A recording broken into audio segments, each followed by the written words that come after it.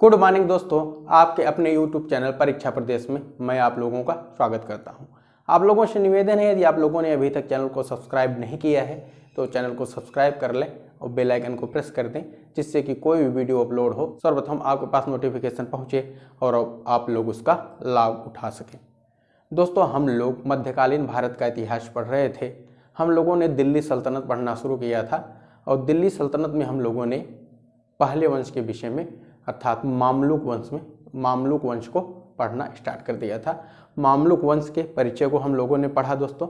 उसके बाद उसके पहले शासक के विषय में, पहले सुल्तान के विषय में पढ़ा। अब हम लोग उसके दूसरे सुल्तान के विषय में पढ़ेंगे, जिसका नाम है दोस्तों सुल्तान आराम शाह।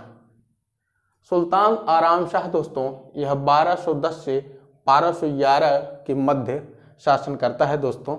आइए दोस्तों इसके विषय में जान लेते हैं।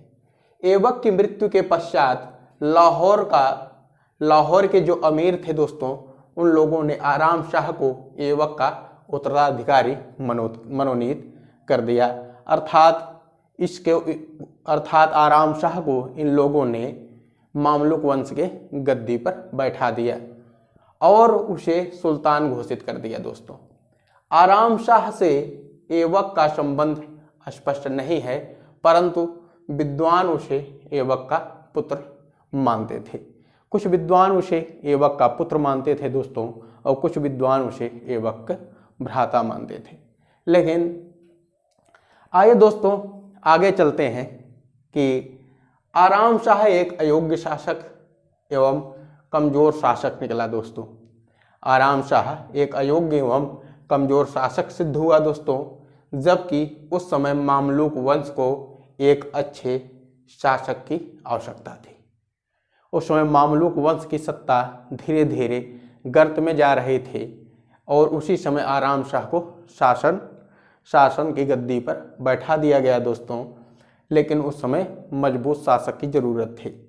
लेकिन अमीरों ने उसके गद्दी पर बैठने का विरोध किया, जबकि कुछ अमीरों ने स्वतंत्रता की घोषणा कर दी। हुआ यह कि दोस्तों कुछ अमीर थे दोस्तों, जिनकी उस राजशाही पर चलती थी दोस्तों। उन लोगों ने उसका आराम शाह का गद्दी पर बैठने का विरोध किया, जबकि कुछ लोगों ने कहा कि अब हम लोग अपनी स्वतंत्र सत्ता बनाएंगे। लेकिन ऐसी स्थिति उत्पन्न हो गई दोस्तों कि ऐसी स्थिति में दिल्ली के अमीर सरदारों ने प्रमुखतः कौन था दोस्तों? वह था अली इस्माइल ने इल्तुतमिश को सुल्तान का पद स्वीकार करने के लिए आमंत्रित किया दोस्तों। जब ऐसी स्थिति जन्म हुई कि आराम शाह का लोग विरोध करने लग गए, आराम शाह योग्य शासक था, अमीरों ने अपने आप को स्वतंत्र घोषित करना चालू कर दिया, तो ऐसी स्थिति में अली इस्माइल ने और अन्य सरदारों ने दिल्ली के इल्तुतमिश को गद्दी पर बैठने के लिए, सुल्तान का पद स्वीकार करने के लिए उसे आमंत्रित किया दोस्तों। इल्तुतमिश उस समय बदायूं का सूबेदार हुआ करता था। उस समय इल्तुतमिश बदायूं का सूबेदार अर्थात गवर्नर हुआ करता था। उसने तत्काल निमंत्रण स्वीकार कर दिल्ली की ओर कूच किया, अर्थात दिल्ली की ओर निकल पड़ता है। जड़ एक स्थान है दोस्तों, जड़ एक स्थान है दिल्ली के एकदम निकट। वहाँ इल्तुतमिश और आराम शाह के मध्य युद्ध होता है दोस्तों, जिसके दौरान आराम शाह मारा जाता है, अर्थात आराम शाह को मृत्यु प्राप्त होती है और इल्तुतमिश विजयी हो जाता है दोस्तों। आराम शाह कुल 8 माह तक राजगद्दी पर आसीन रहता है। अब उस गद्दी पर कौन बैठ जाता है दोस्तों? अगला सुल्तान बनता है इल्तुतमिश। अब हम लोग दोस्तों नेक्स्ट स्लाइड में इल्तुतमिश के विषय में पढ़ेंगे। इसके पहले आप लोग एक लाइक अवश्य कीजिएगा दोस्तों।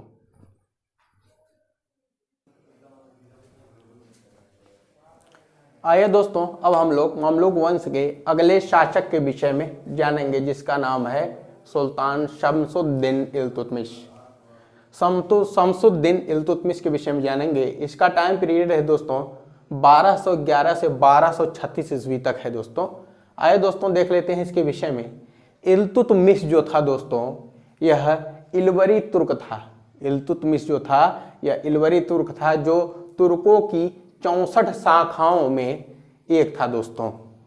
वह मूलतः बुखारा का रहने वाला था, जो गजनी के बाजार में बेचने के लिए आया था दोस्तों, लाया गया था।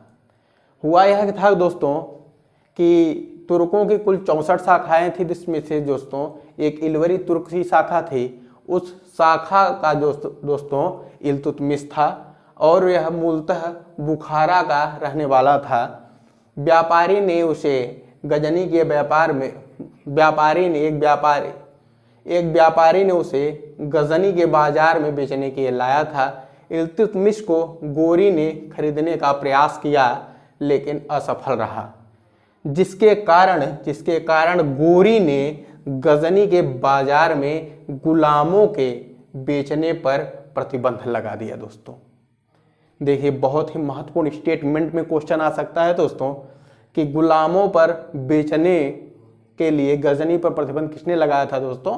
तो वह था दोस्तों मोहम्मद गोरी। स्टेटमेंट में क्वेश्चन आ सकता है दोस्तों कि गुलामों को बेचने के लिए किस बाजार में मोहम्मद गोरी ने प्रतिबंध लगाया था?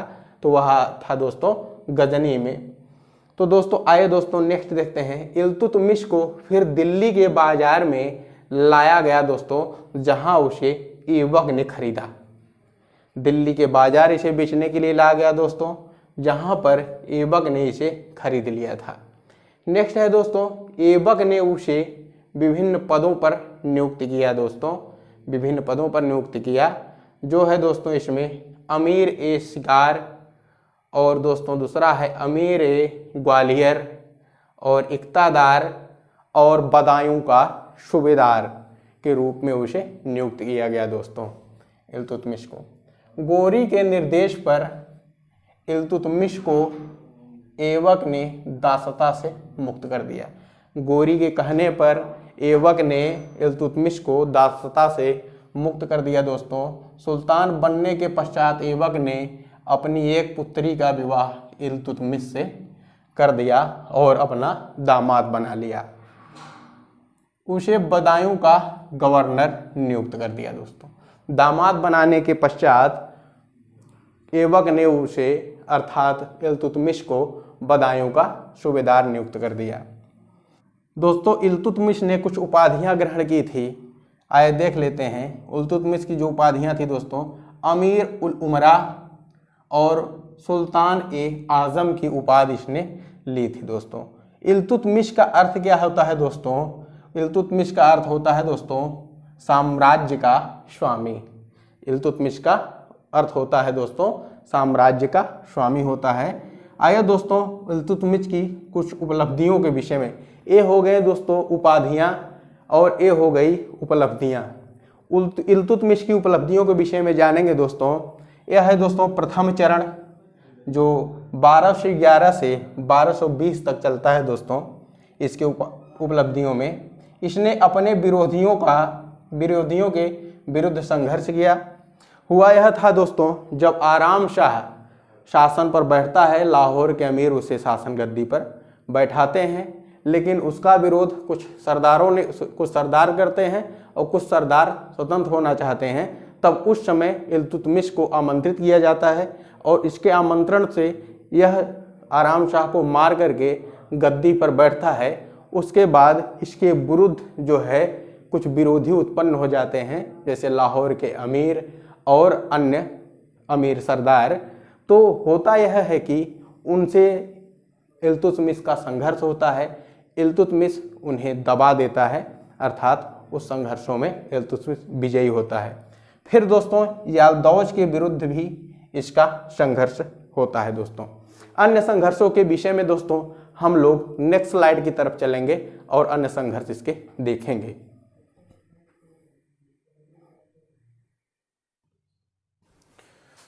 आइए दोस्तों अब आगे थोड़ा देख लेते हैं इल्तुतमिश को कि गजनी के शासक याल्दौज ने दिल्ली पर आक्रमण किया। आक्रमण कर दिया दोस्तों। कौन आक्रमण करता है दोस्तों? गजनी के शासक यालदौज ने दिल्ली पर आक्रमण कर दिया, लेकिन सुल्तान इल्तुतमिश ने उसे तराइन की लड़ाई में दोस्तों 1216 में पराजित कर दिया और गिरफ्तार कर बदायूं भेज दिया। फिर उसे मार दिया गया दोस्तों, बदायूं में उसे मार दिया गया दोस्तों। किसे? यालदौज को। अगला संघर्ष दोस्तों इसका कुबाचा के साथ होता है दोस्तों।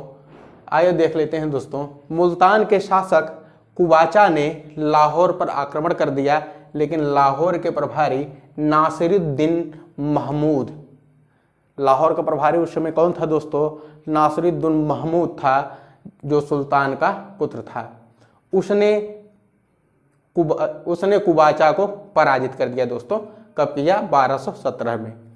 मुल्तान के शासक कुबाचा जो हैं उन्होंने लाहौर पर आक्रमण किया। लाहौर का प्रभारी उस समय नासिरुद्दीन महमूद था दोस्तों, जो इल्तुतमिश का पुत्र था। उसने उसके विरुद्ध सैन्य अभियान किया और कुबाचा को पराजित कर दिया। नेक्स्ट है दोस्तों, कुबाचा ने पुनः फिर आक्रमण किया दोस्तों 1226 ईस्वी में। कुबाचा दूसरी बार लाहौर पर फिर आक्रमण करता है 1226 ईस्वी में। इस बार स्वयं सुल्तान ने सैन्य अभियान किया और कुबाचा को पराजित कर दिया दोस्तों। कुबाचा ने सिंधु नदी में कूदकर आत्महत्या कर ली। ऐसा नहीं है कि सिंधु नदी में वह जानबूझकर कूदा था दोस्तों।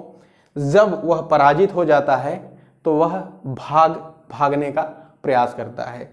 बीच में सिंधु नदी पड़ती है, उसमें वह कूद जाता है। तैरने के अथक प्रयास उसका नहीं था दोस्तों और वह उसमें डूब करके मर जाता है, अर्थात वह आत्महत्या कर लेता है दोस्तों। आइए दोस्तों देखते हैं हम लोग इसका द्वितीय चरण, इसके उपलब्धियों का द्वितीय चरण, अर्थात इसके संघर्षों का द्वितीय चरण क्या है दोस्तों? इसके संघर्षों का द्वितीय चरण है दोस्तों मंगोलों के आक्रमण से सल्तनत की सुरक्षा। यह जो है मंगोल उस समय आक्रमण करने आ रहे थे, उसने रोका दोस्तों। कैसे रोकता है दोस्तों? आइए हम लोग समझते हैं। मंगोलिया के महान शासक चंगेज खान ने मध्य एशिया ईरान के शासक जलालुद्दीन मोहम्मद ख्वारिज्म शाह, कौन है दोस्तों मध्य एशिया का उस समय शासक, अर्थात पर्शिया का शासक उस समय कौन था दोस्तों? वह था दोस्तों जलालुद्दीन मोहम्मद ख्वारिज्म शाह के साम्राज्य पर आक्रमण कर दिया दोस्तों। किसने किया दोस्तों? Genghis Khan. यह कहाँ का शासक था दोस्तों? मंगोलिया का बहुत ही भयंकर शासक था दोस्तों। यह जहां भी जिस राज्य में जाता था उसको जो है एकदम कत्ले आम करके पूरे राज्य को समाप्त कर देता था और पूरी धरती को लाल कर देता था दोस्तों। आइए दोस्तों फिर देखते हैं ख्वारिज्म समुद्र की ओर भागा। यह जो जलालुद्दीन मोहम्मद ख्वारिज्म शाह था दोस्तों, यह समुद्र की ओर भागता है, जबकि उसका पुत्र जो राजकुमार जलालुद्दीन मांगवर्नी था दोस्तों, उसके पुत्र का क्या नाम था दोस्तों? जलालुद्दीन मांगवर्नी था। यह जो है सिंधु नदी पार करके दिल्ली की ओर, दिल्ली सल्तनत की ओर भागता है, आता है और वह सुल्तान इल्तुतमिश से सुल्तान आता है दोस्तों और सुल्तान इल्तुतमिश से धर्म के नाम पर पनाह मांगता है दोस्तों। धर्म के नाम पर पनाह मांगता है, लेकिन सुल्तान इल्तुतमिश जो था दोस्तों वह आबो हवा का बहाना बनाकर उसे पनाह देने से इनकार कर देता है। फिर चंगेज खां कई महीनों तक सिंधु नदी के तट पर घूमता रहा और फिर मंगोलिया वापस चला गया दोस्तों। हुआ यह था कि दोस्तों जब जलालुद्दीन मांगवर्नी इल्तुतमिश के पास आया तो वह धर्म के नाम पर पनाह मांगता है दोस्तों इल्तुतमिश से। इल्तुतमिश को यह बात पता थी कि चंगेज खां जो है वह पर्शिया पर आक्रमण किया है, अर्थात ईरान पर आक्रमण किया है, जिसके कारण ये लोग वहाँ से भाग आए हैं और भागने के लिए अब यदि मैं इसे पनाह दूंगा तो मंगोलिया का शासक जो चंगेज खां है वह हमारे तुर्क सत्ता को भी अर्थात हमारे मामलुक वंश को अर्थात दिल्ली सल्तनत को भी रौंद देगा दोस्तों। उससे इल्तुतमिश को यह पूर्वानुमान था, इसलिए इल्तुतमिश ने उसे पनाह देने से इनकार कर दिया दोस्तों। बहुत ही सटीक और शानदार निर्णय माना जाता है दोस्तों इल्तुतमिश का यह निर्णय। तो दोस्तों फिर उसने जलालुद्दीन मांगबरनी को विनम्रतापूर्वक लौटने के लिए कहता है। कौन दोस्तों? इल्तुतमिश विनम्रतापूर्वक लौटने के लिए कहता है और जलालुद्दीन मांगबरनी लौट जाता है दोस्तों पर्सिया वापस। और कुछ महीनों तक सिंधु नदी के तट पर चंगेज खां घूमता रहा और वापस लौट जाता है दोस्तों। ये हो गया दोस्तों यह इसका द्वितीय चरण। अब हम लोग दोस्तों इसके उपलब्धियों का तृतीय चरण देखेंगे, इल्तुतमिश के उपलब्धियों का तृतीय चरण नेक्स्ट स्लाइड में। आइए दोस्तों अब हम लोग इल्तुतमिश के तृतीय चरण के अभियान के विषय में अर्थात तृतीय चरण की उपलब्धियों के विषय में देख लेते हैं। यह उपलब्धि दोस्तों 1228 से 1236 ईस्वी तक चलती है दोस्तों। भारत में अपने सल्तनत का सुदृढ़ करना और एक प्रशासनिक तंत्र का विकास करना था दोस्तों। इसका जो तृतीय चरण है दोस्तों, इसमें यह अभियान करता है दोस्तों या आक्रमण करना प्रारंभ करता है। अपने सल्तनत को सुदृढ़ करना चाहता था और एक प्रशासनिक तंत्र का विकास करना चाहता था, इसलिए उसे क्या करना पड़ा दोस्तों? अभियान करना पड़ा। जैसे बंगाल अभियान करना पड़ा दोस्तों और राजपूतों के विरुद्ध अभियान करना पड़ा और अन्य राज्यों के विरुद्ध भी अभियान करना पड़ा इल्तुतमिश को दोस्तों। आइए दोस्तों अब हम लोग देखते हैं बंगाल अभियान। बंगाल अभियान के विषय में जानेंगे दोस्तों। बंगाल के प्रभारी कौन थे दोस्तों? बंगाल के प्रभारी उस समय अली मर्दन थे दोस्तों। अली मर्दन का उसके उत्तराधिकारियों ने उसकी हत्या कर दी। बंगाल के प्रभारी अली मर्दन का उसके उत्तराधिकारियों ने हत्या कर दी दोस्तों। किसकी दोस्तों? अली मर्दन की उसके उत्तराधिकारियों ने हत्या कर दी, जिसके कारण सुल्तान ने बंगाल पर नियंत्रण कर लिया।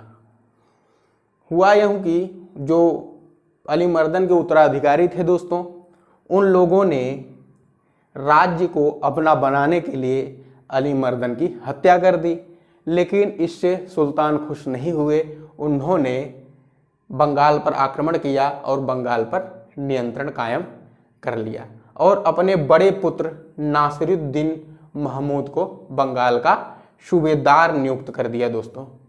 सूबेदार नियुक्त कर दिया, लेकिन 3 वर्षों के बाद ही वह मारा गया दोस्तों। कौन? नासिरुद्दीन महमूद 3 वर्षों के बाद मार दिया जाता है दोस्तों 1229 ईस्वी में। इससे बंगाल में फिर एक बार राजनीतिक अव्यवस्था फैल जाती है दोस्तों। राजनीतिक अव्यवस्था उत्पन्न हो जाती है। बंगाल के प्रभारी हिशामुद्दीन एवज खिलजी थे दोस्तों। उस समय बंगाल के जो प्रभारी हुआ करते थे हिशामुद्दीन एवज खिलजी ने गयासुद्दीन आजम के नाम से स्वयं को सुल्तान घोषित कर दिया दोस्तों।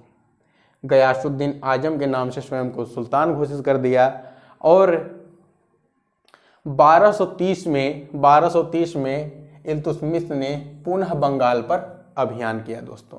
पुनः बंगाल अभियान किया और सुल्तान गयासुद्दीन को पराजित कर उसकी हत्या कर दी। इल्तुतमिश ने सुल्तान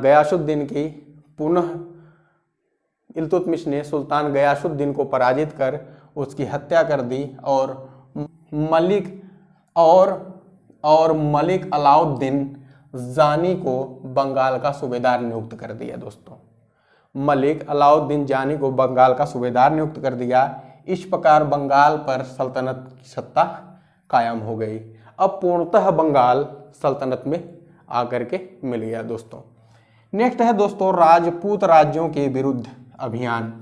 राजपूत राज्यों के विरुद्ध अभियान दोस्तों 1226 ईस्वी में रणथंभोर के विरुद्ध अभियान किया दोस्तों इल्तुतमिश ने, और 1227 में मंदौर के विरुद्ध अभियान किया।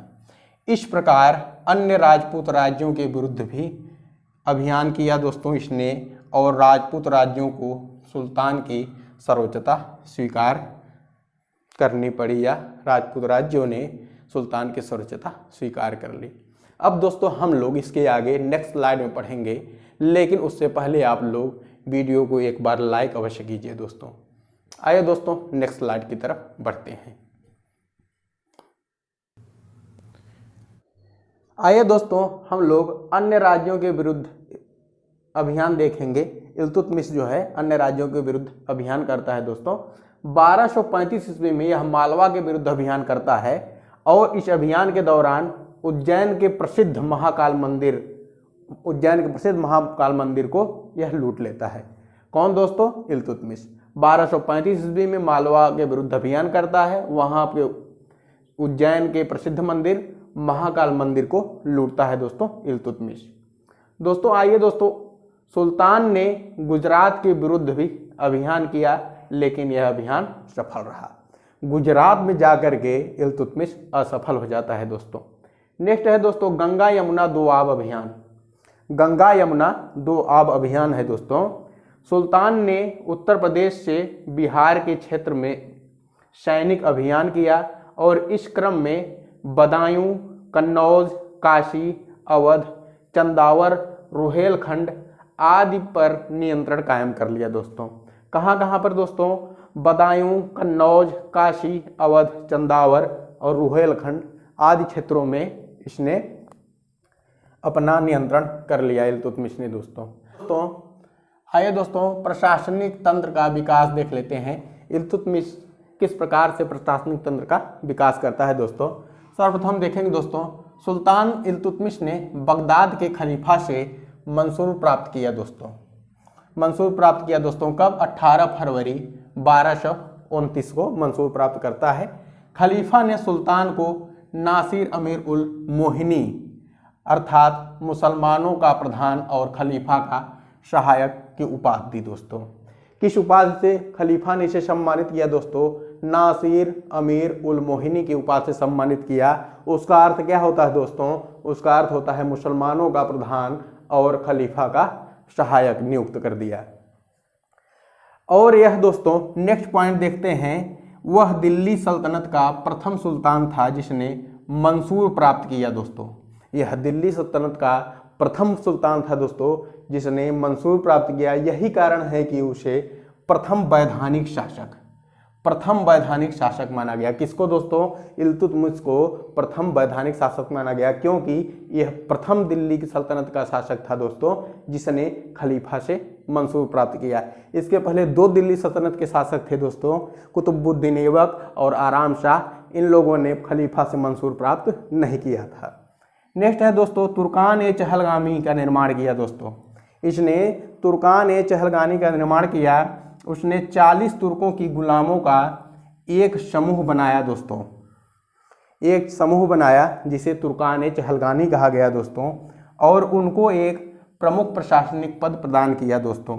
40 प्रदान किया, उनको एक प्रमुख प्रशासनिक पद प्रदान किया। उन 40 लोगों को एक प्रशासनिक पद प्रदान किया दोस्तों। 40 तुर्क गुलाम सिस्मी गुलाम कहलाए दोस्तों। ये जो 40 तुर्क गुलाम थे दोस्तों, ये सिस्मी गुलाम कहलाए। ये 40 तुर्क गुलाम जो हैं दोस्तों, ये इल्तुतमिश के सलाह के रूप में भी कार्य किया करते थे दोस्तों। इल्तुतमिश के सलाहकार के रूप में भी कार्य किया करते थे दोस्तों। ठीक है दोस्तों, अब हम लोग इसे नेक्स्ट स्लाइड में देखेंगे इसके आगे।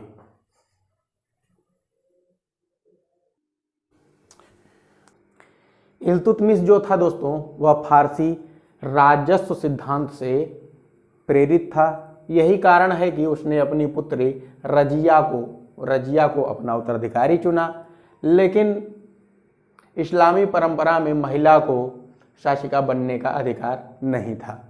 आइए दोस्तों देखते हैं नेक्स्ट, इल्तुतमिश ने राजनीतिक क्षेत्र में इक्ता राजनीति व्यवस्था लाई, जिसे इक्तादारी के नाम से जाना गया। दोस्तों इल्तुतमिश ने राजनीतिक क्षेत्र में इक्ता राजनीतिक व्यवस्था लाई, जिसे इक्तादारी व्यवस्था कहा गया। दोस्तों यह एक प्रकार की प्रांतीय प्रशासनिक व्यवस्था थी। इक्ता सैनिक जागीर थी। दोस्तों इक्ता भूमि को कहते थे। दोस्तों इस भूमि को धारण करने वाले को इक्तादार कहा जाता था। दोस्तों और इस व्यवस्था को इक्तेदारी व्यवस्था कहा जाता था। विजेता सेनापतियों को इक्ता प्रदान किया जाता था, अर्थात भूमि प्रदान किया जाता था। इक्ता प्रभारी होने के नाते वह इक्तादार कहलाता था। दोस्तों अर्थात वह इक्ता प्रभारी होने के नाते उसे इक्तादार कहा जाता था। अब दोस्तों इक्तादार का दायित्व तो क्या होता था। दोस्तों जो जिसे इक्ता दिया जाता था उसका दायित्व तो क्या होता था, तो उस क्षेत्र में दोस्तों कानून और व्यवस्थाओं को बनाए रखना होता था, और जबकि राजस्व व्यवस्था को भी बनाए रखना होता था। आइए दोस्तों नियमित सिक्कों का प्रचलन आरंभ किया किसने। दोस्तों आरंभ किसने करवाया। दोस्तों सर्वप्रथम इल्तुतमिश ने करवाया। दोस्तों कब, दिल्ली सल्तनत में नियमित सिक्कों का प्रचलन इल्तुतमिश ने करवाया। दोस्तों अर्थात मानक सिक्कों का प्रचलन इल्तुतमिश ने करवाया। आइए दोस्तों देखते हैं, व्यापार वाणिज्य को बढ़ावा देना था, इसे 2 सिक्के चलवाए। व्यापार और वाणिज्य बढ़ावा देने के लिए इसने 2 सिक्के चलवाए। दोस्तों पहला नाम है दोस्तों टका, दूसरा नाम है जीतल। टका जो है दोस्तों यह चांदी का बना होता था, जबकि जीतल जो है तांबे का बना होता था। आगे चलकर बलबन ने टके को दोस्तों सोने का जारी करवाया, सोने का टका जारी करवाया। दोस्तों आगे चलकर आइए दोस्तों नेक्स्ट देख लेते हैं, इल्तुतमिश ने कुतुब मीनार को पुनः शुरू करवाया और 3 मंजिल का निर्माण और करवाया। दोस्तों आगे चलकर बिजली गिरने के कारण 1 मंजिल पुनः टूट जाती है। दोस्तों दिल्ली में हौज-ए-शम्सी का निर्माण करवाया था किसने। दोस्तों हौज-ए-शम्सी का निर्माण किसने करवाया। दोस्तों तो वह है इल्तुतमिश। थोड़ा सा और बचा है दोस्तों, नेक्स्ट स्लाइड में देखेंगे। इससे पहले कि आप लोग एक बार लाइक कर दीजिए, यदि सब्सक्राइब नहीं किया हो दोस्तों चैनल को तो सब्सक्राइब भी कर दीजिए। आइए दोस्तों अब हम लोग इल्तुतमिश के लास्ट टॉपिक को पढ़ेंगे। दोस्तों दिल्ली में मकबरे का निर्माण, इल्तुतमिश ने दिल्ली में मकबरे का निर्माण करवाया। दोस्तों वह मकबरा किसका था और उस मकबरे को क्या कहा जाता है, आइए हम लोग देखते हैं। दोस्तों इल्तुतमिश ने अपने ज्येष्ठ पुत्र नासिरुद्दीन महमूद का मकबरा दोस्तों 1229 में जब उसकी मृत्यु हो जाती है उसके पश्चात उसका मकबरा बनवाया। दोस्तों कहाँ बनवाया। बनवाया दोस्तों दिल्ली के सुल्तानगढ़ी में। दिल्ली के सुल्तानगढ़ी में उस मकबरे को उसने बनवाया, और उस मकबरे को दोस्तों भारत में इस्लामी जगत का पहला मकबरा माना जाता है। भारत में इस्लामी जगत का पहला मकबरा माना जाता है। दोस्तों किसे। दोस्तों यह सुल्तानगढ़ी में स्थित नासिरुद्दीन महमूद के मकबरे को इस्लामी जगत का पहला मकबरा माना जाता है। अब आइए दोस्तों निष्कर्ष क्या निकलता है इल्तुतमिश के विषय में। सुल्तान इल्तुतमिश दिल्ली सल्तनत का वास्तविक संस्थापक था। दोस्तों ये तमाम बातों से यह कन्फर्म हो गया दोस्तों कि वास्तविक दिल्ली सल्तनत का वास्तविक संस्थापक इल्तुतमिश को माना जाता है। अब हम लोग दोस्तों यहीं पर आज की क्लास रोकेंगे। अब आप लोगों से निवेदन है, यदि आप लोगों ने अभी तक चैनल को सब्सक्राइब नहीं किया है तो चैनल को सब्सक्राइब कर लें। दोस्तों वीडियो को पूरा वॉच करें, जिससे कि कोई भी आपको कन्फ्यूजन न हो और लिंक आपका बना रहे। दोस्तों अब हम लोग नेक्स्ट क्लास में नेक्स्ट शासक के विषय में जानेंगे और विस्तृत रूप से जानेंगे। दोस्तों आज की क्लास को यहीं पर विराम देते हुए आप लोगों को धन्यवाद कहते हैं।